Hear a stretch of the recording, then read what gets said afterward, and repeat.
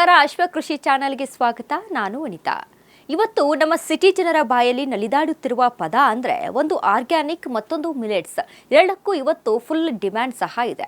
ಅದೇ ಕಾರಣಕ್ಕಾಗಿಯೇ ಸರ್ಕಾರ ಸಿರಿಧಾನ್ಯ ಬೆಳೆಗಳ ಬಗ್ಗೆ ವಿಶೇಷ ಕಾಳಜಿ, ಆದ್ಯತೆ ತೋರುತ್ತಿದೆ. ಅದರ ಪರಿಣಾಮವಾಗಿ ಜಿಕೆವಿಕೆ ಹೊರತಂದಿದೆ ಎರಡು ಹೊಸ ತಳಿಗಳು. ಅವು ಯಾವುವು ಬನ್ನಿ ನೋಡೋಣ. ಸಿರಿಧಾನ್ಯಗಳನ್ನ ಬೆಳೆಯುವಲ್ಲಿನ ವಿರಳತೆಯನ್ನ ಗಮನಿಸಿದ ಸರ್ಕಾರ ರೈತ ಸಿರಿ ಯೋಜನೆಯೊಂದಿಗೆ ಪ್ರೋತ್ಸಾಹವನ್ನ ನೀಡಿತು. ಅದರ ಫಲಶ್ರುತಿಯಿಂದಾಗಿ ರೈತರು ಹೆಚ್ಚಿನ ಸಂಖ್ಯೆಯಲ್ಲಿ ಸಿರಿಧಾನ್ಯಗಳತ್ತ ಮುಖ ಮಾಡಿದರು. ಸಿರಿಧಾನ್ಯಗಳಿಗೆ ವಿಶ್ವವ್ಯಾಪಿ ಬೇಡಿಕೆ ಹೆಚ್ಚಾಗುತ್ತಿರುವ ಹಿನ್ನೆಲೆ ಮತ್ತಷ್ಟು ಉತ್ತೇಜನಕ್ಕಾಗಿ ಮತ್ತೆರಡು ಹೊಸ ತಳಿಗಳನ್ನು ಆವಿಷ್ಕಾರ ಮಾಡಲಾಗಿದೆ. ಸಾವಯವ ಪದ್ಧತಿಯಲ್ಲಿ ಬೆಳೆದ ಸಿರಿಧಾನ್ಯಗಳಾದ ಊದಲು, ನವಣೆ, ಹಾರಕ, ಕೊರಲೆ, ಸಾಮೆ ಹಾಗೂ ಬರಗಿಗೆ ಈಗ ವಿಶೇಷ ಬೇಡಿಕೆ ಇದೆ. ಆದರೆ ರೈತರು ಈ ಬೆಳೆಗಳನ್ನ ಕೈ ಬಿಡುತ್ತಿರುವುದರಿಂದ ಪಾರಂಪರಿಕ ಬೀಜಗಳು ನೈಪಥ್ಯಕ್ಕೆ ಸರಿಯುತ್ತಿವೆ. ದೇಸಿ ತಳಿ ಸಿರಿಧಾನ್ಯ ಪ್ರೋತ್ಸಾಹಿಸುವ ಬಗ್ಗೆ ಹಿಂದೆ ಚರ್ಚೆಗಳು ನಡೆದಿದ್ದವು. ಕೃಷಿ ತಜ್ಞರು ಈ ಬಗ್ಗೆ ಸರ್ಕಾರಕ್ಕೆ ಸಲಹೆ ನೀಡಿದ್ದರು. ಹಾಗಾಗಿ ಸರ್ಕಾರ ಕೂಡ ಈಗ ರೈತ ಸಿರಿ ಯೋಜನೆಯನ್ನ ಜಾರಿಗೆ ತಂದು ಸಿರಿಧಾನ್ಯ ಬೆಳೆ ಬೆಳೆಯುವ ರೈತರಿಗೆ ಎಕರೆಗೆ 10,000 ರೂಪಾಯಿ ನೀಡುವುದರೊಂದಿಗೆ ಉತ್ತೇಜನ ನೀಡುತ್ತಿದೆ. ಈಗ ಸಿರಿಧಾನ್ಯಗಳ ಪಟ್ಟಿಯಲ್ಲಿ ಬರಗು GPUL 32, ಸಾಮೆ GPUL 11 ಎಂಬ ತಳಿಗಳನ್ನು ಅಭಿವೃದ್ಧಿಪಡಿಸಲಾಗಿದೆ. ಅಧಿಕ ನಾರಿನಾಂಶವುಳ್ಳ ಈ ಹೊಸ ತಳಿಗಳು ಆರೋಗ್ಯದ ದೃಷ್ಟಿಯಿಂದ ತುಂಬಾ ಪ್ರಯೋಜನಕಾರಿಯಾಗಿವೆ. ಇವು ಸಾಮಾನ್ಯ ತಳಿಗಳಿಗೆ ಹೋಲಿಸಿದರೆ 2 ರಿಂದ 3 ಪಟ್ಟು ಹೆಚ್ಚು ಇಳುವರಿ ನೀಡುತ್ತವೆ. ನೂತನ ಬರಗು ಮತ್ತು ಸಾಮೆ ತಳಿಗಳನ್ನು ರಾಜ್ಯ ತಳಿ ಬಿಡುಗಡೆ ಸಮಿತಿಗೆ ಕಳುಹಿಸಲಾಗಿದೆ. ಇದರ ಒಪ್ಪಿಗೆ ನಂತರ ಕೇಂದ್ರೀಯ ತಳಿ ಬಿಡುಗಡೆ ಸಮಿತಿಯ ಅನುಮೋದನೆ ಪಡೆದು ಗೆಜೆಟ್ ಅಧಿಸೂಚನೆ ಹೊರಡಿಸಲಾಗುವುದು.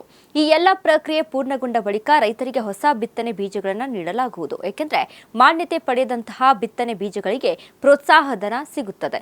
ತಳಿಗಳನ್ನು ಅಭಿವೃದ್ಧಿಪಡಿಸಿ ಏಕಾಏಕಿ ರೈತರಿಗೆ ನೀಡಲು ಅವಕಾಶವಿಲ್ಲ ಎನ್ನುತ್ತಾರೆ ಬೆಂಗಳೂರು ಕೃಷಿ ವಿವಿ ಸಿರಿಧಾನ್ಯಗಳ ವಿಭಾಗದ ಹಿರಿಯ ಸಂಶೋಧಕ ಡಾಕ್ಟರ್ TE ನಾಗರಾಜು. ಹೌದು, ಈಗಾಗಲೇ ಬೆಂಗಳೂರು ಕೃಷಿ ವಿವಿಯು 4 ಸಿರಿಧಾನ್ಯಗಳಾದ ಕೊರಲೆ, ನವಣೆ, ಬರಗು, ಸಾಮೆಯನ್ನ ಬಿಡುಗಡೆ ಮಾಡಿದೆ. ಇದರ ಜೊತೆಗೆ ಈ ವರ್ಷ ಮತ್ತೆರಡು ಸಿರಿಧಾನ್ಯ ತಳಿಗಳನ್ನು ಸೇರ್ಪಡೆಯಾಗುತ್ತಿವೆ. ಪ್ರಸ್ತುತ ರೈತರು ಬೆಳೆಯುತ್ತಿರುವ ದೇಶೀಯ ಕೊರಲೆಯು ಎಕರೆಗೆ 3 ರಿಂದ 4 ಕ್ವಿಂಟಾಲ್ ಇಳುವರಿ ನೀಡುತ್ತಿದೆ. JPUTB 2 ತಳಿಯು 8 ರಿಂದ 9 ಕ್ವಿಂಟಾಲ್ ಇಳುವರಿ ಕೊಡಲಿದೆ.